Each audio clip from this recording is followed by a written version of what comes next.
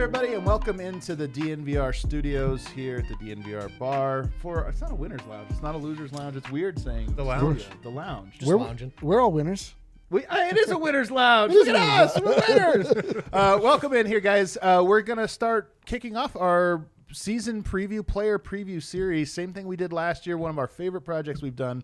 We're going to go player by player, all 17 guys on the Denver Nuggets roster, and we're going to let you know all of the big things you need to be thinking about going into it, catch you up to speed if you missed last season or whatever, and it's going to be a lot of fun. Half of these videos are going to be behind the paywall, half of them in front, meaning every video is going to have half of the video. I guess this could have been confusing. Half of the video will be in front of the paywall. Half of it will be behind. So you're going to want to become a DNVR member so you don't miss out on any of it. Yeah. But we're going to start off looking at Michael Porter Jr., who I think is central to the Denver Nuggets this season. And that's only Adam's opinion. That's only my opinion. This is a little hot take. That is not the bold take of that is not the bold take or bold prediction. It's not, but let's take a look at his stats last year, guys. 9.3 points per game, 4.7 rebounds, 0.8 assists, almost a full assist.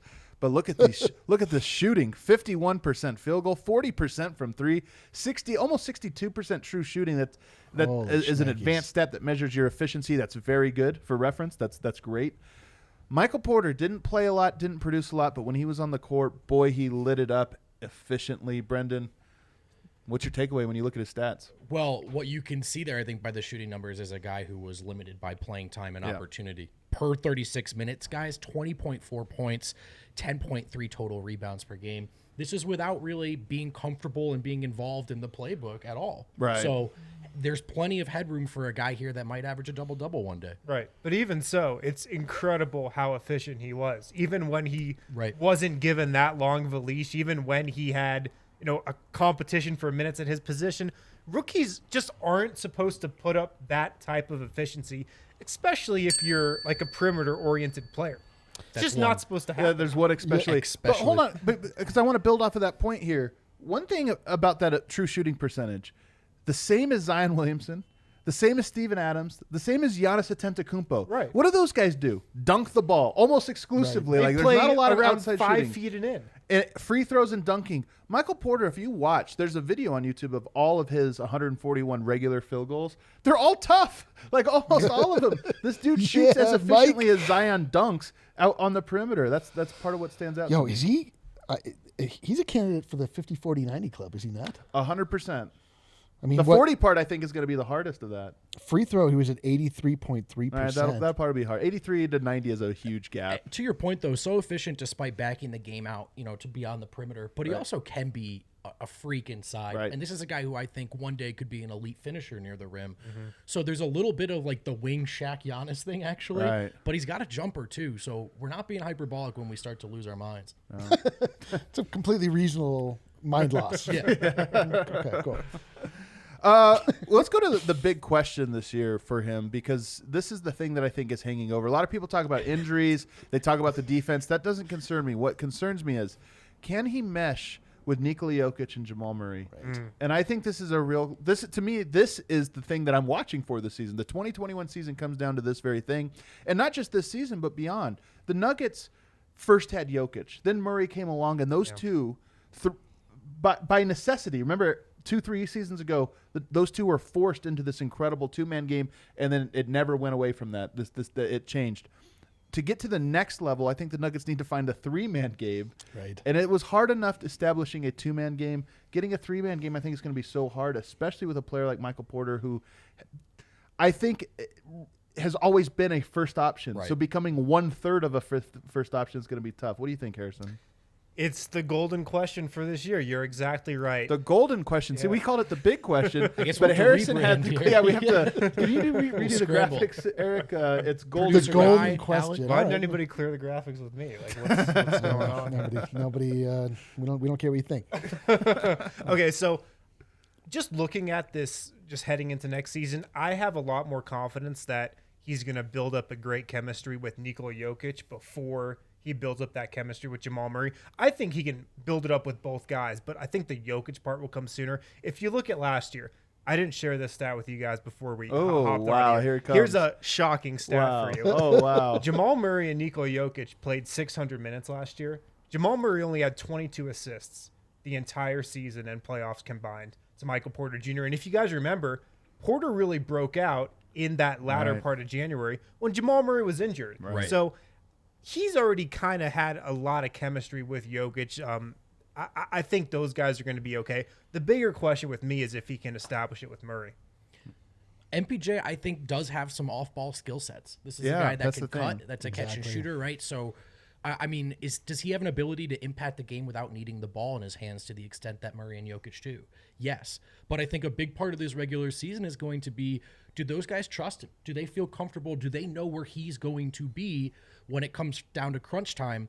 Because any two of them are good enough. But can they do it, all three of them on the floor at the same time? They need to trust Michael for that to happen. Eric, who needs to make the bigger sacrifice here, Jokic and Murray or Michael Porter? Meaning, does Michael Porter need to fit into Jokic and Murray, or do they need to kind of bend to fit him in? Well, I mean, I think obviously that Michael Porter Jr. has to be the one to find his rhythm and his place alongside those two, since they have an established, very successful NBA relationship. The thing is that when the Nuggets were really, really popping, when the ball was really popping for the Nuggets, they had slashers. They had guys. Gary would slash. Will Barton would slash. And MPJ was doing that at various points during the season last year, and I really feel like with his height, with his athleticism, that's going to be a big part of his game. And then if he starts to slash, that opens up him faking the slash, going right back out behind the 3-point line, and then just cashing that. I really feel like as soon as the trust comes there, which I don't think it'll take that long to establish, that it's going to really be harmonious. It's going to be some beautiful music. You guys are more optimistic than I am about this specific thing, and I'm incredibly optimistic as any person on earth about that it can work. Right. But what can work and what will work is two different things, because when we talk about who has to sacrifice, first of all, obviously I think all of them do. But I think you are right that it's Michael Porter, because I do foresee in the very near future, maybe even this season, when Michael Porter is a first option or really close to that first option. But that's not how you don't get there by becoming that right away. Right. You get there by being that great cutter, being that great spot-up shooter, hitting the offensive glass, and getting your number called a few times. And then a month goes by, your number gets called a little bit more, and you just build that trust. And to me, that's the order of operations. But that's what concerns me, is because guess what? Michael Porter is often good enough to take bad shots. Right. And it's really difficult to tell a player who's always gotten away with taking bad shots because they're good enough to make them to stop doing that for the greater good. There's something, though. There's something to the effect that, like, the fact that we're in the regular season that consists of however many games, 70, 80, however many we end up playing. Jamal and Jokic are probably going to, and Jamal especially, will probably relish having somebody to sort of like take the pressure off, that he doesn't have to be the primary scorer every night. Like, that there will be times he can defer to Michael Porter Jr. Like, I really just see a world in which, if this all goes according to plan, we do see Jamal Murray, we see Michael Porter Jr. flanking on either side. We have Jokic in the middle, and he's just deciding where to go, and you just have deadly shooters behind the 3-point line. I think the question is he willing to let stardom come to him? Right. MPJ can get to 20 points in this offense. Yep. He doesn't have to go out and be the best player on the floor, chuck up a lot of shots. Does he understand that? So far, I think he said all the right things, but there are going to be some bumps in the road this regular season. It won't be a smooth, linear process. Yeah. All right. Well, I think it's time for us to head to court and present a case in front of Judge D-Line. Oh, God. Judge Notoriously D-Line, tough. That's Notorious tough. It's a nightmare. He is a tough judge. All right, so here we are in court, and this is absolutely ridiculous. Did you just bang your gavel Yeah, on he the just did. laptop? Oh, That's right.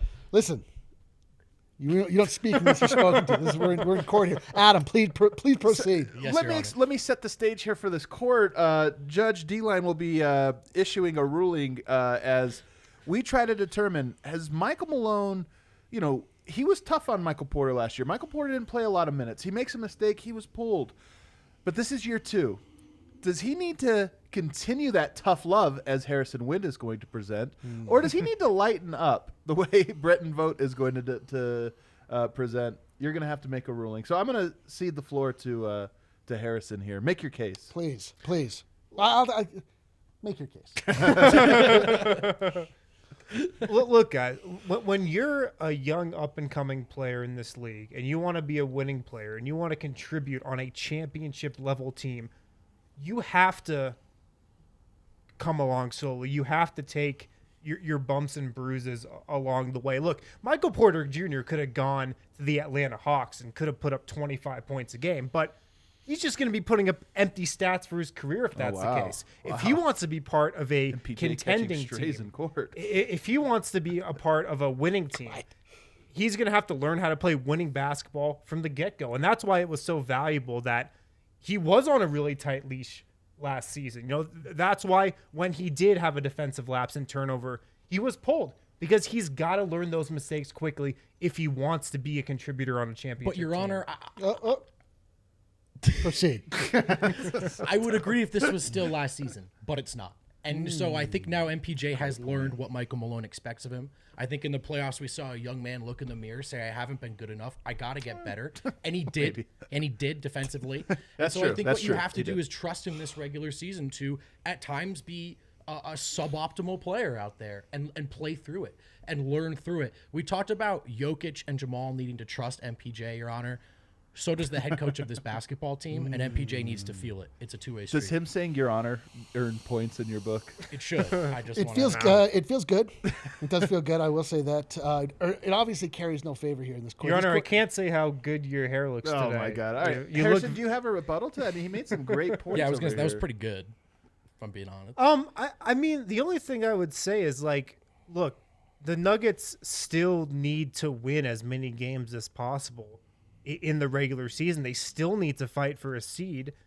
You know, you can't just be like a bottom 10 defense and expect to win in the playoffs and make a run to the Western Conference Finals this year. Objection, Your Honor. They're still going to win a lot of regular season. You know what? I'm actually going to allow that. I'm ready to make a ruling here. Okay.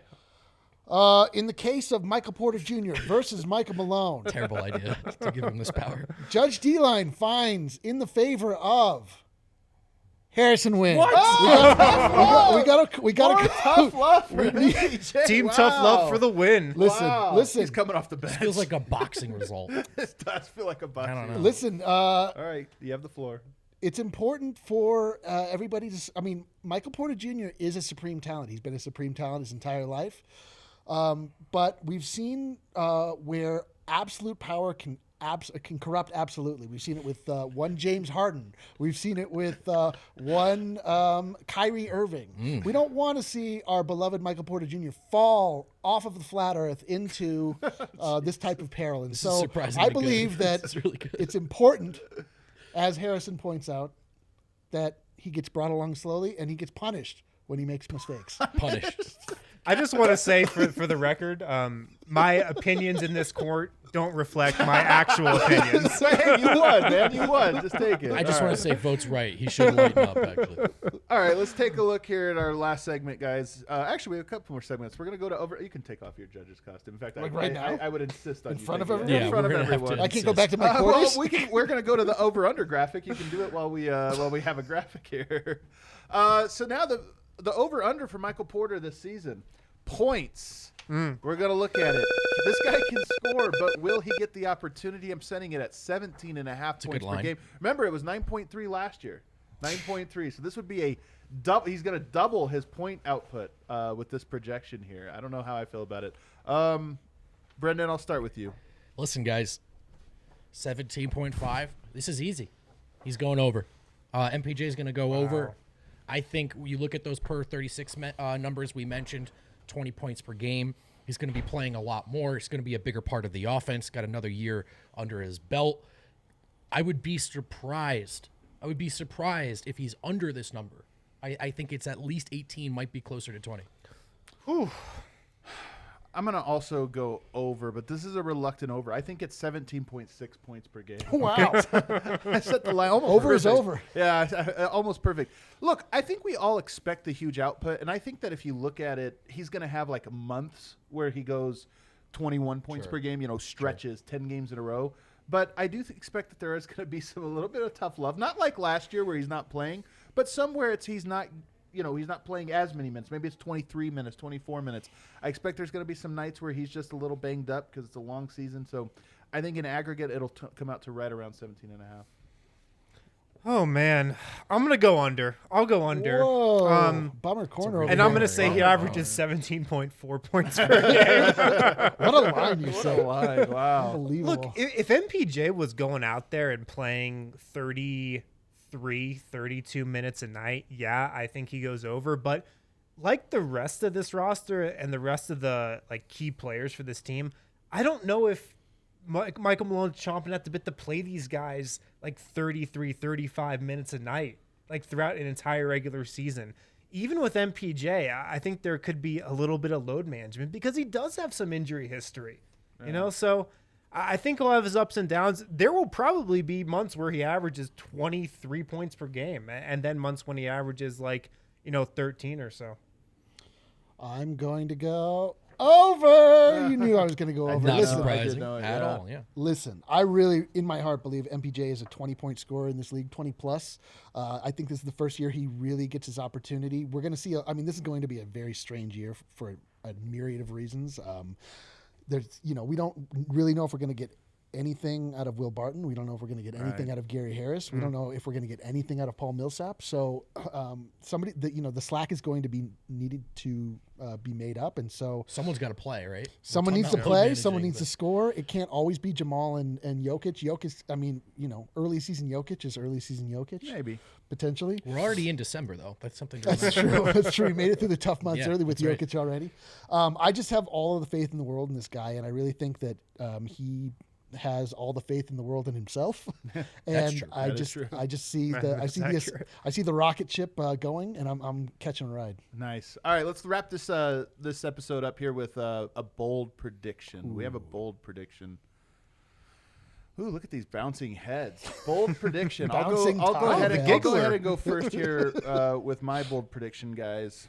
I think he's going to have multiple 40-point games. Multiple. 40. What do you think? This is why I say, look, 17.6 points per game, because I do think there's going to be some duds. There's going to be some rough nights, rough stretches for him. But I think his highs this year, that's what we're looking for. 37 points in the bubble last year, a 30-point game. He fills it up. I think he's going to have multiple 40, at least two. If I were to guess, I'd say 3 40-point games this year. That's a lot. That is a lot. My favorite part about that is that each of you emphasize a different part of that sentence. You were like multiple, and you were like 40. It's both too high bars, bro. Too high bars. Harrison, what do you got? So now I'm going to reverse my prediction of him averaging under 17.5 points per game and say my bold prediction is he averages more points per game than Nikola Jokic. Can we retroactively strip his court victory away from him? I can't believe I know, What is right? this? What Look, a I'm just two-face. trying to provide some color here to the discussion.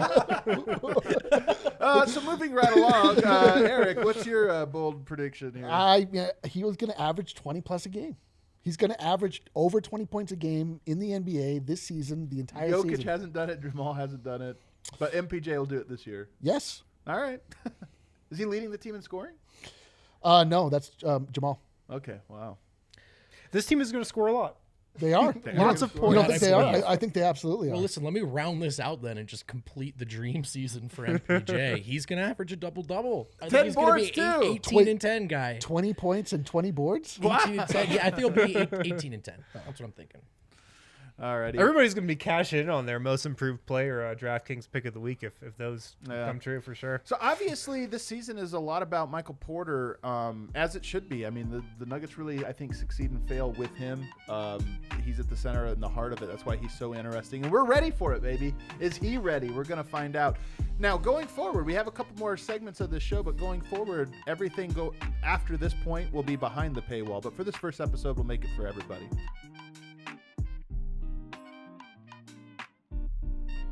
When it comes to Michael Porter Jr., I spoke to a trainer who was around MPJ this last summer, and I know we've been talking a lot about MPJ stepping into that third role next to Nikola Jokic and Jamal Murray.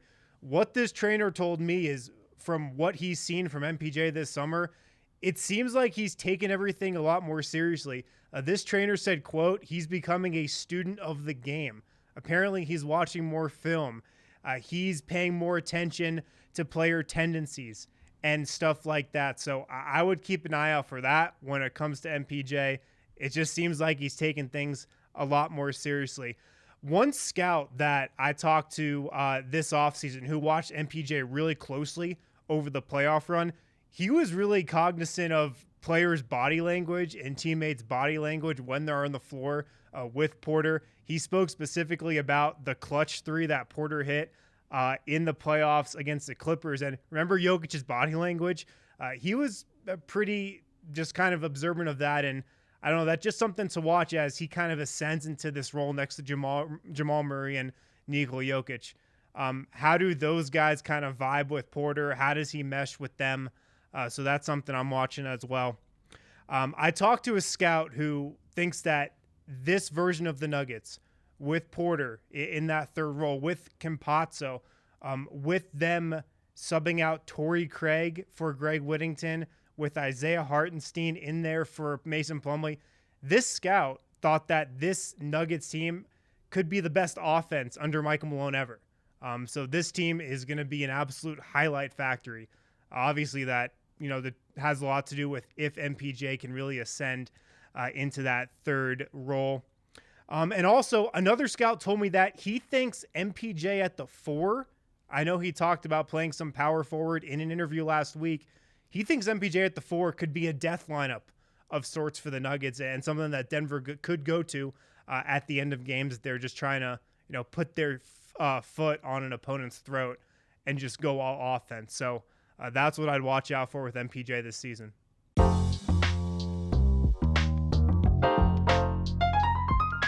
I want to circle back, though, here with Michael Porter, because so much about the season for the Nuggets, in my opinion, rests on Michael Porter. You lose Torrey Craig, you lose Jeremy Grant. If you just look at the players that are wings, whatever you want to call the wings players, there's Michael Porter, there's Will Barton. They brought in a guy, Greg Whittington, who's, basically a rookie, a 29-year-old rookie out of Europe. But there's not really anybody else. And to me, it seems like the Nuggets are saying, there's Michael Porter and there's no plan B. It's got to work out. So one, do you feel like the way they've constructed the roster, they're putting a lot on, he needs to be, be ready? And two, for such a young player, how difficult or vulnerable does that make Michael Porter's season, knowing that so much rides on him? I'm a very liberal man, but I think this window is really big for Michael Porter Jr. to expect an A+ rating. I mean, I think he's gonna be good. I think he's gonna be improved. The bubble was good for him. I didn't know you felt this way, so I'm kind of surprised to hear you say that. Well, I'm searching for what position he should play. Oh, okay, my whole thing is, in my time in the NBA, the hardest position was a man that played 4 most of his career or was a big man that all of a sudden wants to be a wing player. Now, Porter Jr. probably played some wing in high school, but his power and his influence in the game, I don't know. I didn't see him play high school, but he's definitely a great shooter. Could be a great shooter. But there's going to, just the flow of his career it's going to be ups and downs next year. And I think you'll see him play pretty well.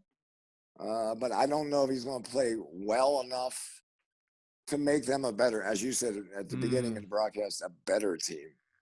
Because the cards say he's got to be the guy that makes them the better team.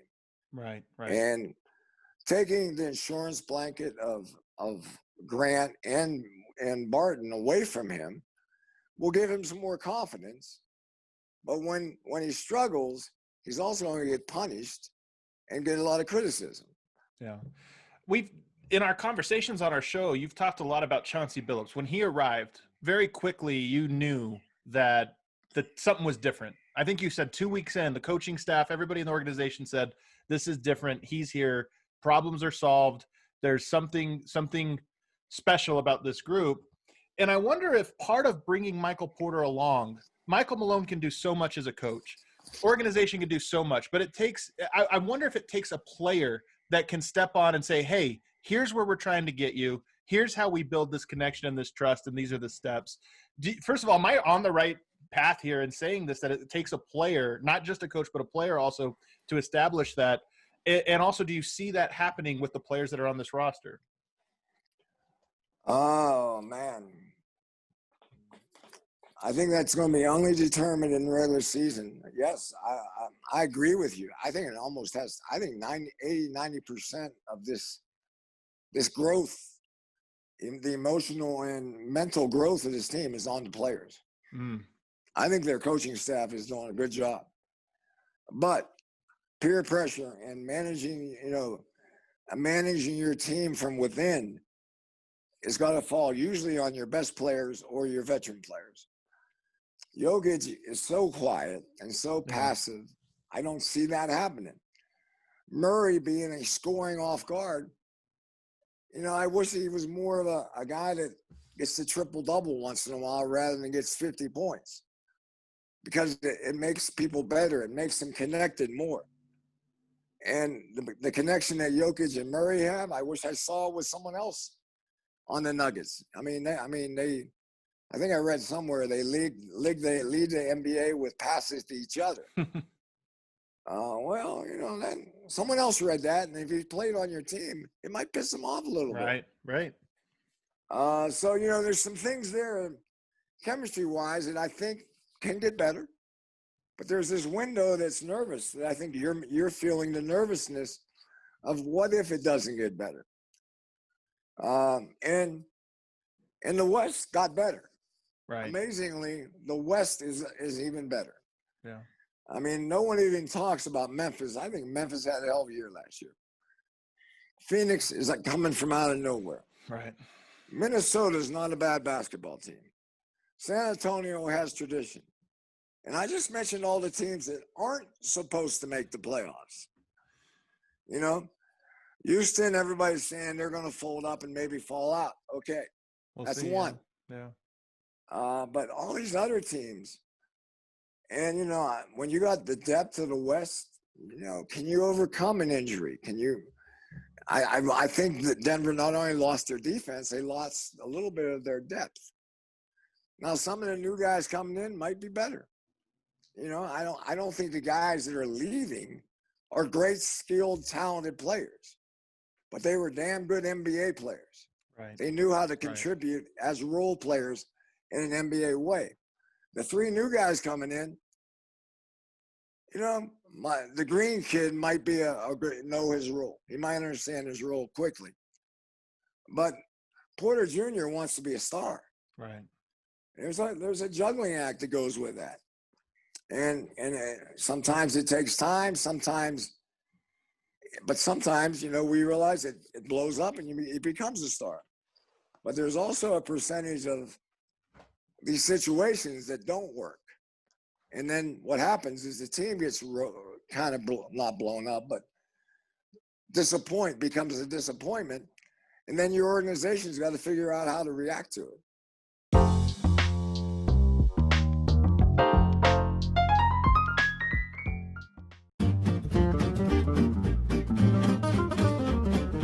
Hey guys, welcome to the Fan Vogt. I'm Brendan Vogt. We're excited to launch our player preview series this year at DNVR Nuggets, but we're going to do things a little differently this time around. Obviously, you'll get our takes and our insight, but we also want your input. So I set up a series of player preview polls on Twitter, and you guys answered some questions for me. First up, it's Michael Porter Jr. I asked you guys for the season high points total. I gave you 4 options, the 20 through 29 range, 30 through 34, 35 through 39, and 40 plus. 51.7% of you were feeling courageous and you just went for the 40 plus. I gotta be honest, I think that's the right answer. If you didn't already know, Michael Porter Jr.'s current career high is 37 points. So if we're expecting that he plays more next season and he's folded into the playbook, then yeah, I think this guy's got a shot at 40. I also want to say to the 6.2% of you that voted 20 through 29, you are a bunch of cowards. Boom, roasted. Next question, will MPJ start? You had 3 options.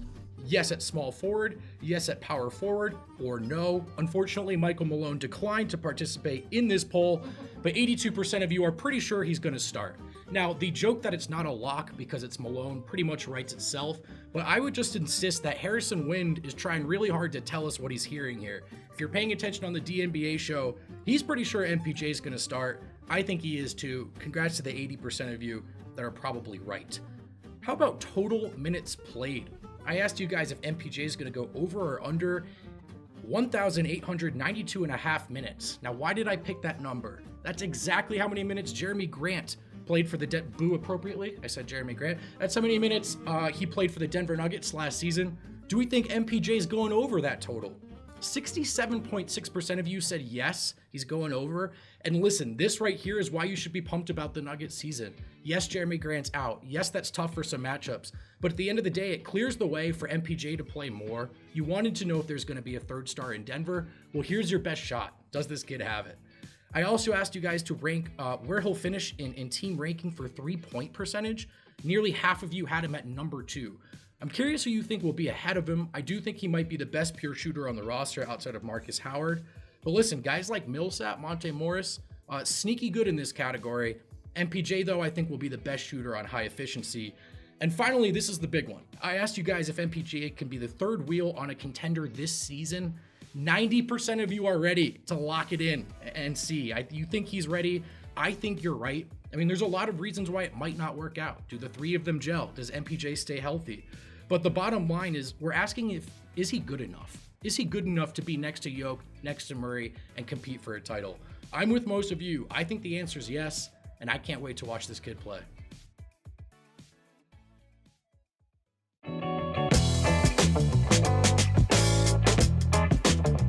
What's up, guys? D-Line here. Got the fan take for you. You hear all these rational, informed points coming from Adam and Harrison and Brendan. Those get boring. Here's what I'm seeing. Here's what I'm thinking. MPJ, so interesting this season. He's such, I mean, who's not excited about the idea of MPJ coming into his own? If I allow myself to dream, which I do frequently, I imagine a future scenario where we have Steph Murray, we have MP Clay, we have Jokic, Green, Draymond. I don't know what it breaks down, but the point being, like, these guys really can be that level of scorer if they're allowed to work together, if they want to work together. It makes me so excited for this next season. I get giddy if I allow myself to go that far. Like, I don't really know what to expect from this season, but seeing images of MPJ with one single curl of hair going down his forehead like Superman. I mean, this can't be a coincidence, can it? He has big rippling shoulders that he somehow cultivated over like a 3 to 4 week process. I don't understand. He went back to Missouri, which he said was boring. There's nothing going on, which I was just happy to hear he wasn't talking about Denver. That usually is the what we get branded with. But it's going to be a big year for MPJ. I certainly can't wait. I can't wait till I get to see him in person again. I don't know when that will be, but I'm definitely going to scream, let's go. So let's go.